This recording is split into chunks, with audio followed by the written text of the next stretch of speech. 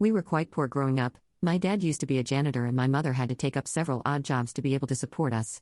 I'm honestly not ashamed of it, and I'm actually quite proud of where I come from, as are all my siblings.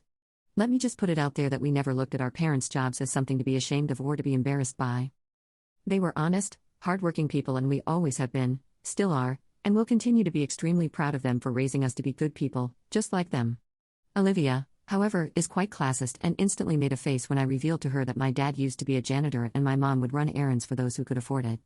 That was back when we had dinner with her for the first time, and ever since then, she made it pretty clear to me that I wasn't welcome in her family and she would never accept me as one of her own.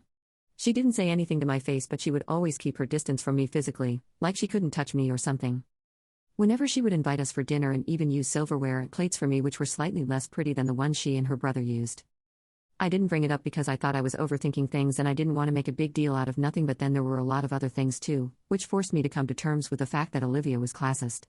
She would buy me cheap birthday presents, and I knew it because she left the price tag on. For context, Olivia ran her own business and could definitely afford to buy nice presents for people, and she did. She got Harry a very expensive watch one year and got her assistant an all-expenses-paid trip to Bali for 3 days.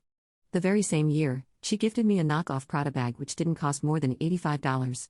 After that, I realized that I wasn't imagining anything and she most certainly didn't like me. The biggest mistake that I made was not talking to Harry about this back then because I didn't know how to talk to anyone about something so upsetting. I had been discriminated against before, but it was never by someone who I hoped to have a relationship with in the future. I actually did admire Olivia before I saw this ugly side, since I want to have a business of my own someday as well.